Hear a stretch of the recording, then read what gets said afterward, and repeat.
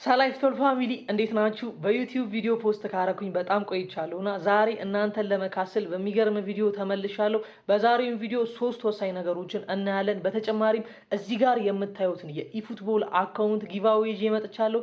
ቪዲዮውን እስከ መጨረሻው በማየት የጊቫዌ ተሳታፊ መሆን ትችላላችሁና ወደ ሶስቱ ነገር ስመለስ የመጀመሪያው አብዛኞቻችሁ መከላከል ከብዷችኋል። እኔ አሁን ያለሁበት ሬቲንግ እዚህ ጋር ነውና እዚህ ጋር ለመድረሴ የጠቀመኝን ነገር ሃይስት ራንክ ሆኖ አይደለም፣ ነገር ግን አሪፍ ሬቲንግ ላይ ነው ያለው። አሁን ደግሞ ማዲሰን በጣም የሚገርም ፕሌየር ስለሆነ የመጣው ይህን ተጫዋች ለመውሰድ በጣም ግድያ ነው። ኢቭን 1900 ሆናችሁ ራሱ ሬቲንግ 1 ሚሊዮን ውስጥ ልትገቡ የማትችሉበት ሁኔታ ስላለ አሁን የምነግራችሁን ቲፕ በመጠቀም አንድ በዲፌንዲንግ አንድ በማጥቃት ላይ በደንብ ይጠቅማችኋል ብዬ ያሰብኩት አለ።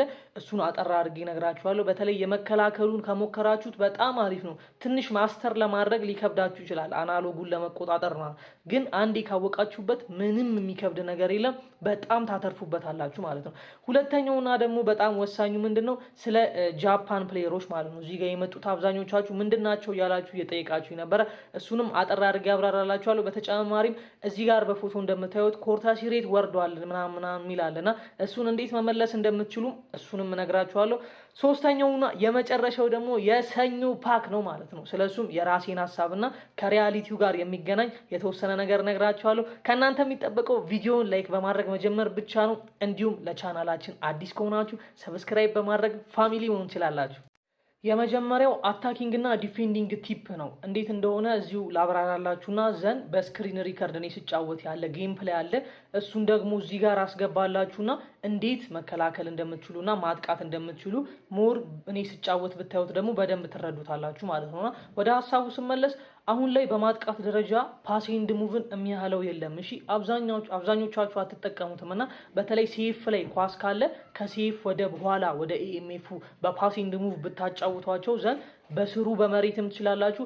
ኢቭን በጣም ኢፌክቲቭ የሆነው አሁን ኢንተርሴፕት የማይደረገው ምንድነው? በአየር ላይ ሲሆን ነው። በአየር ላይ ማለት ከሰጣችሁ በኋላ ስሩን እንዲህ ወደ ላይ ቺፕ አድርጋችሁ የምትሰጡ ከሆነ ቀጥታ ተጫዋቹ የእናንተ ተጫዋች ኮንትሮል አድርጎት ኳሱን በቀላሉ ማግባት ይችላል። ይሄ ነገር ግን አብዛኛው የሚሳካው ታይሚንግ የሚባል ነገር አለ። ፓስ ካረጋችሁ በኋላ ስፒድ ለቃችሁ ኤኤምኤፉ ኳሱን ይዘዋል ዘን ታይሚንግ ትጠብቃላችሁ። ልክ ሴፉ እየሮጠ ትክክለኛ ቦታውን ሲይዝ ወይም ደግሞ ከሴንተር ባኩ እኩል ወይም ትንሽ ወደ ኋላ ሆኖ ሲቆም እንታረጋላችሁ ቀጥታ ቺፕ ታደርጉትና ያ ኳስ ከኋላ ቀድሞ ያልፈዋል። ምክንያቱም ፓሲንግ ሙቭ ስላረጋችሁት፣ በዛ ላይ ደግሞ ስፒድ እና አክሰለሬሽን ካላቸው ቦል ኮንትሮል አድርገው ቀጥታ ከዋን ቪዋን ከበረኛ ጋር ነው የሚገናኙት ማለት ነው። ስለዚህ ፓሲንግ ሙቭ በጣም ኢፌክቲቭ ሆኗል። አሁን ላይ ተጠቀሙት። በተለይ 4-2-2-2 ፎርሜሽን የምትጠቀሙ ካላችሁ በጣም ወሳኝ ነው። አሁን ወደ 4-2-2-2 ፎርሜሽን ተመልሻለሁ። በፊት 4-1-2-3 ነበርኩኝ። አሁን ግን 4-2-2 ተመልሻለሁ። ምክንያቱም በጣም ኢፌክቲቭ ሆኖ ስላየሁትኝም ማለት ነው። ስለዚህ ፓስ ኤንድ ሙቭ በጣም አሪፍ ነው፣ ተጠቀሙት። ይኸውላችሁ ይህን ኳስ ዞሬ ማለት ነው ፓስ ኤንድ ሙቭ አድርጌ ጠብቄ ነው የሰጠሁት። ይህንን ነው እያልኳችሁ የነበረው። ፓስ ኤንድ ሙቭ ኢፌክቲቭ ነው እያልኩ የነበረው ዴምቤሌ ሳተው እንጂ። ነገር ግን የገባ ጎል አለ በደንብ የሚታይ ከሆነ እሱን ላሳያችሁ። ራሱ ዴምቤሌ ያገባው ማለት ነው። ይኸውላችሁ ከዛ ፓስ ኤንድ ሙቭ አድርጌው ብቻውን እየሮጠ ነው የእሱን ተከላካይ ነቅሎ አስወጣልኝ። ፓስ ኤንድ ሙቭ ጥቅሙ ይሄ ነው።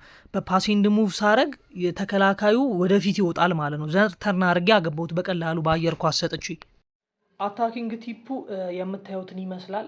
ሙሉ ቪዲዮውን ሪከርድ ባረገው ወይም ደግሞ ፓስ ኤንድ ሙቭ ካረኩበት ጀምሮ ሪከርድ ባረገው ጌም ፕሌውን አሪፍ ነበረ፣ ግን ሃይላይት ላይ አለ ብዬ ነበር። ግን ተርን ምናምን እስካረግ ዘገየውኝና ቪዲዮ ከዛ ያለውን ቀነሰብኝ። ለማንኛውም ችግር የለም፣ ዋና ሀሳቡ እናንተ መረዳታችሁ ነው።